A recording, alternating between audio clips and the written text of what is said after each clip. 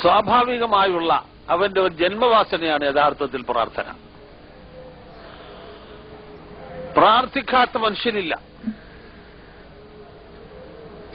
വീട്ടിന്റെ മുറ്റത്ത് ഒരു തെങ്ങ് കാറ്റിന്റെ ശക്തിയിൽ ഇങ്ങനെ വീട്ടിന്റെ നേരെ ചാഞ്ഞു വരുന്നു.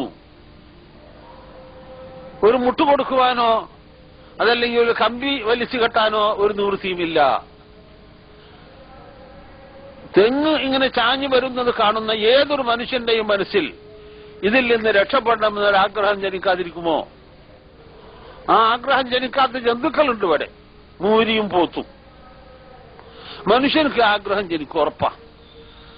അത് പ്രാർത്ഥനയാണ്. എന്നാൽ ഈ അപേക്ഷ എവിടെയാണ് സമർപ്പിക്കേണ്ടതെന്ന് എന്നുള്ളതാണ് വിഷയം. ഈ ലോകത്ത് വന്ന എല്ലാ പ്രവാചകന്മാരും മനുഷ്യരോട് പറഞ്ഞു, ഇതാ ഈ കാറ്റിനെ സൃഷ്ടിക്കുകയും അതിനെ നിയന്ത്രിച്ചു കൊണ്ടിരിക്കുകയും ചെയ്യുന്ന സർവശക്തനായ മഹാകാരുണികനായ ആ യജമാനനോട് പ്രാർത്ഥിച്ചോളിയും കൂട്ടരെ, വേറെ ആരോടും പ്രാർത്ഥിക്കരുത് എന്ന് പറഞ്ഞു. അതാണ് ലാ ഇലാഹ ഇല്ലല്ലാഹുവിന്റെ പൊരുൾ. മനുഷ്യന്റെ ജന്മവാസനയാണ് പ്രാർത്ഥന. പക്ഷേ അത് എങ്ങോട്ട് എന്നതിലാണ് വ്യത്യാസം വന്നിരിക്കുന്നത്. സർവ്വ പ്രവാചകന്മാരും മനുഷ്യരോട് ഉപദേശിച്ചത് അതാണ്, അള്ളാഹുവിനോട് വേറെ ആരോടും പ്രാർത്ഥിക്കരുത്. മഴയില്ലാതെ കഷ്ടപ്പെട്ടു. കിണറ്റിലും കുളത്തിലും കിണറ്റിലും തോട്ടിലും ഒന്നും വെള്ളമില്ലാതെയായി. ചൂട് കഠിനമായി. ദാഹവെള്ളം കിട്ടാതെ ആളുകൾ കഷ്ടപ്പെട്ടു. എന്ത് പരിഹാരം?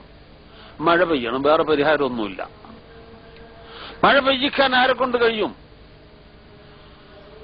മുമ്പ് അബുദാബിയിലും മദിരാശിയിലും ഒക്കെ മഴ പെയ്യിപ്പിച്ച വർത്തമാനം കേട്ടിട്ടുണ്ട്.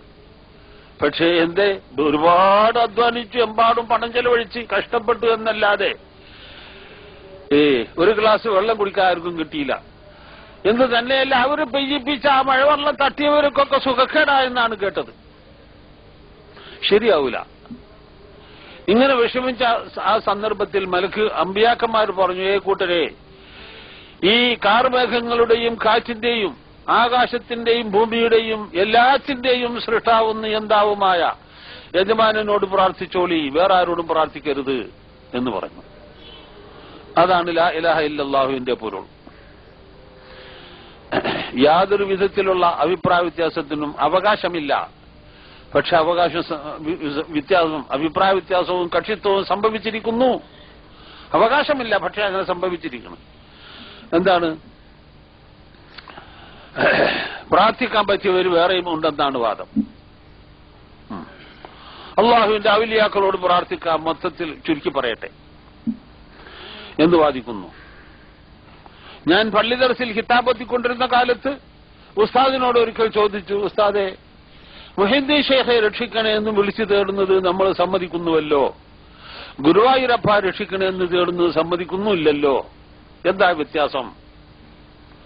അപ്പൊ എന്നെ കുറെ ചീത്ത പറഞ്ഞു. ഞാൻ പറഞ്ഞു, എനിക്കൊന്നും മനസ്സിലായില്ല. ഞാൻ ചോദിച്ചത് ഉസ്താദിന് ഇഷ്ടമായില്ലെന്ന് മനസ്സിലായെന്നല്ലാതെ സംശയം തീരത്തക്കവണ്ണം ഒന്നും എനിക്ക് കിട്ടിയില്ല എന്ന് പറഞ്ഞു. അതുകൊണ്ട് ദയവുണ്ടായി എന്റെ സംശയം തീരാത്തക്കവണ്ണം എന്തെങ്കിലും പറഞ്ഞു തരണേന്ന് പറഞ്ഞു. അപ്പോൾ പറഞ്ഞു, എടോ, മുഹീദ്ദീൻ ഷേഖ് അള്ളാഹുവിന് പ്രിയപ്പെട്ട ആളാണെന്നും ഗുരുവായൂരപ്പൻ അള്ളാഹുവിന് വെറുക്കപ്പെട്ട ആളാണെന്നും നിനക്കറിഞ്ഞൂടെയോ എന്നാ പറഞ്ഞത്. ഓഹോ, അതാണോ കാര്യം? യഥാർത്ഥത്തിൽ എനിക്കത് അറിഞ്ഞൂടട്ടോ. പക്ഷെ അത് ഞാൻ അവരോട് പറഞ്ഞില്ല. പറഞ്ഞാൽ കുഴപ്പമുണ്ടാവും എന്ന് വിചാരിച്ചിട്ട് അത് പറയാതെ ഞാൻ പിന്നെ പറഞ്ഞ ഇതാണ്. ഓഹോ, അങ്ങനെയാണെങ്കിൽ ഈസാ നബിയോട് വിളിച്ചു തേടുന്നത് നമ്മൾ എതിർക്കുന്നത് എന്തിനാന്ന് ചോദിച്ചു. അപ്പൊ പറഞ്ഞു, എടാ കുരുത്തം കെട്ടോനെ, നീ ഇപ്പോൾ തന്നെ തല തിരിഞ്ഞു പോയോന്നാ. പിന്നെ എമ്പാടും തെളിവുകൾ കിട്ടിയിട്ടുണ്ട്. ഈ മുസ്ലിയാക്കന്മാരുടെ വാദം അള്ളാഹുവിന്റെ ഔലിയാക്കൾ ഔലിയ എന്ന് പറഞ്ഞ വാക്കിന്റെ അർത്ഥം ഇഷ്ടപ്പെട്ടവരെന്നാട്ടോ.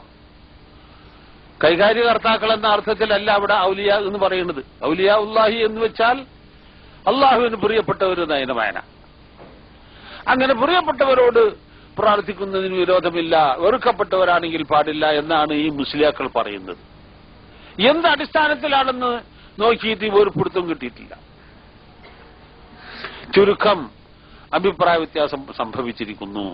സംഭവിക്കരുതായിരുന്നു, പക്ഷെ സംഭവിച്ചു. എന്ത് ചെയ്യും? അങ്ങനെ ഈ സമുദായത്തിന്റെ സ്ഥിതി പരിശോധിച്ചാൽ അള്ളാഹു അല്ലാത്തവരോട്, അള്ളാഹുവിന്റെ ഔലിയാക്കളോട് പ്രാർത്ഥിക്കുകയും അതിനുവേണ്ടിയുള്ള പ്രോത്സാഹനങ്ങൾ നൽകിക്കൊണ്ടിരിക്കുകയും ജാറക്കട്ടിപ്പൊന്തിക്കലും മറ്റും അതുപോലെയുള്ള കാര്യങ്ങളുമൊക്കെ വളരെ ശക്തിയായി സമുദായത്തിൽ നടന്നുകൊണ്ടിരിക്കുകയും ചെയ്യുന്നു. തെക്കേ ഇന്ത്യയിലെ ഏറ്റവും പ്രധാനപ്പെട്ട തീർത്ഥാടന കേന്ദ്രമായ പുത്തമ്പള്ളി ജാറത്തിലെ ഉറൂസിന്റെ പരസ്യം നിങ്ങൾ ഒരു മുസ്ലിം പത്രത്തിൽ കാണാറില്ലേ? അപമാൻ, നാണക്കേട്. മുസ്ലിം പത്രത്തിലെ വരുന്നത് മഹാനാണക്കേട്.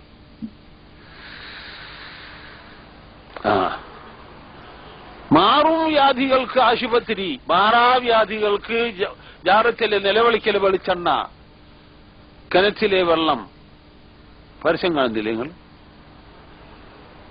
അപ്പോൾ ഈ ജാറത്തിന്റെ ആളുകളൊക്കെ എന്താ പറയുന്നത്? മനുഷ്യരെ, നിങ്ങൾക്ക് വല്ല ആവശ്യം നേരിടുകയും നിങ്ങളുടെ സ്വന്തം പരിശ്രമത്തിൽ അത് നിറവേറാൻ കഴിയാതെ വരികയും ചെയ്താൽ അതിനെപ്പറ്റി അപേക്ഷ പറയുവാനും, അതായത് പ്രാർത്ഥിക്കുവാൻ, അതുപോലെ എന്തെങ്കിലും അപകടം വന്നിട്ട് അതിൽ നിന്ന് മോചനം കിട്ടാൻ വേണ്ടി നിങ്ങൾക്ക് കഴിയാതെ വന്നാൽ അതിനെപ്പറ്റി അപേക്ഷ പറയുവാനും, അതായത് പ്രാർത്ഥിക്കുവാൻ ഈ ജാറത്തിൽ വന്നോളി. ഇതല്ലേ കൂട്ടരും പറയുന്നത്? പ്രാർത്ഥിക്കാൻ തരപ്പെട്ടവൻ അള്ളാഹു ആകുന്നു, വേറെ ആരുമില്ലെന്ന് പറയുന്നത് ശരിയല്ല, വേറെ ആളുണ്ട് എന്നാണ് ഇവരെല്ലാവരും തെളിയിക്കുന്നത്, പറഞ്ഞുകൊണ്ടിരിക്കുന്നത്. ഈ അവസ്ഥ എവിടെ എത്തിയിരിക്കുമെന്ന് അറിയോ നിങ്ങൾ? ഈ ജാറങ്ങളിലേക്കുള്ള ഈ മനുഷ്യന്റെ ആ പിടിവലി, ആഭിമുഖ്യം മനുഷ്യഹൃദയങ്ങളെ വളരെ ശക്തിയായി പിടികൂടിയിരിക്കുന്നു. എന്റെ ചെറുപ്പത്തിൽ, എനിക്ക് 4 വയസ്സ് പ്രായമാണ്, എന്റെ നാട്ടിൽ ഒരു മഖാമുണ്ട്. മഖാം എന്ന് വെച്ചാൽ തങ്ങന്മാര് കബറടക്കുന്ന ഒരു വലിയ വമ്പൻ കെട്ടിടം വെളിയങ്കോട്ടുണ്ട്. അത് വളരെ ഉയരത്തിലുള്ള ഒരു കെട്ടിടമാണ്. അതിന്റെ താഴികക്കുടം കാറ്റിന്റെ ശക്തിയിൽ കേടുവന്ന് കിടക്കുന്നുണ്ടായിരുന്നു. ആ കാലഘട്ടങ്ങളിൽ നാട്ടിൽ എന്ത് മുസീബത്ത് സംഭവിച്ചാലും പേപ്പട്ടിയുടെ ശല്യം ഉണ്ടാകുന്ന നാടാണ് അവിടെ. അതുപോലെ ഈ ചപ്പട്ട, വസൂരി മുതലായ രോഗങ്ങൾ ഉണ്ടാകലുണ്ട്. പിന്നെ പുഴ അഴിമാടാകുന്ന സ്ഥലമാണ് അവിടെ. അങ്ങനെ മാട് വെട്ടിമുറിക്കലാണ് പതിവ്. വെട്ടിമുറിക്കാൻ 1-2 ദിവസം താമസിച്ചു പോയാൽ വെള്ളപ്പൊക്കം ഉണ്ടാവും. ഇങ്ങനെയുള്ള പല വിഷമങ്ങൾ ഉണ്ടാകുന്ന ഒരു പ്രദേശമാണ്. ഈ വകയിൽപ്പെട്ട എന്ത് സംഭവിച്ചാലും ആളുകൾ പറയും, ഈ ബലാഗ് മുസീബത്തുകൾ ഇറങ്ങാതിരിക്കുന്നത് എങ്ങനെയാണ്? ആ മഖാമിന്റെ താഴികക്കുടം കേടുവന്നിട്ട് ഇതുവരെ നന്നാക്കിയോ? ഇതാണ് ഞാൻ കേട്ടത്. ഒരു വിശ്വാസം എന്റെ മനസ്സിലേക്ക് കടന്നുകൂടുകയാണ്. കുറച്ച് കിതാബോധി പഠിച്ചു നോക്കിയപ്പോൾ കണ്ടത് എന്താണെന്നറിയുമോ? ഇങ്ങനെയുള്ള ജാറങ്ങൾ ലഅനത്തിന്റെ കേന്ദ്രങ്ങളാണ്. അള്ളാഹുവിന്റെ ലഅനത്ത് നാട്ടിലൊക്കെ വിതരണം ചെയ്യുന്ന കേന്ദ്ര ഓഫീസുകളാണ് ഈ ജാറങ്ങളൊക്കെ. അത് ഇടിച്ചു നിരത്തിയെങ്കിലേ മനുഷ്യർക്ക് രക്ഷയുള്ളൂ എന്നാണ് കിതാബുകളിൽ കണ്ടത്. അപ്പോ യഥാർത്ഥവും വസ്തുതയും എത്ര വലിയ കുഴപ്പത്തിലാണ്. ഈ ജാറങ്ങളിലേക്കുള്ള നേർച്ചയാടുകൾ ഒരു തരം ആരാധ്യ വസ്തുക്കളാണ്. ഉള്ളാൾ, അതായത് മംഗലാപുരത്ത് നിന്ന് തെക്ക് ഉള്ളാൾ എന്ന് പറഞ്ഞ നാടുണ്ട്. അവിടെ വലിയൊരു ജാറമുണ്ട്. ആ ജാറത്തിലേക്ക് നമ്മളെ നാട്ടിൽ മലബാറിലൊക്കെ ആട്ടിനെ നേർച്ചയാക്കി വിടലുണ്ട്. അതുപോലെ മുഹദ്ദീൻ ഷേഖിന്റെ പേരിലും ആടുകളെ നേർച്ചയാക്കി വിടലുണ്ട്. അങ്ങനെയുള്ള ആടുകളോട് മനുഷ്യരുടെ ആദരവ് എത്രത്തോളമാണെന്നറിയുമോ? തിരൂർക്കാട്ട് എന്റെ മഹലിൽ ഒരു നേർച്ചയാടിന്റെ കഴുത്തിൽ ഒരു സഞ്ചി കെട്ടിത്തൂക്കി നടക്കുന്നുണ്ടായിരുന്നു. ആളുകൾ നേർച്ചപ്പണം ആ സഞ്ചിയിലിടും. അപ്പോൾ അത് നോക്കിയിരിക്കുന്നുണ്ട് ഒരു തരം മനുഷ്യർ. അങ്ങനെ അത് പൊട്ടിച്ചീർക്കും. ഇങ്ങനെയുള്ള ഒരാട്ടിന്റെ കഴുത്തിൽ നിന്ന് ഒരു മോമിനായ മനുഷ്യൻ സഞ്ചി പൊട്ടിച്ച് അടുപ്പിലേക്ക് കണ്ടിട്ടു. മുസ്ലിമായിട്ട്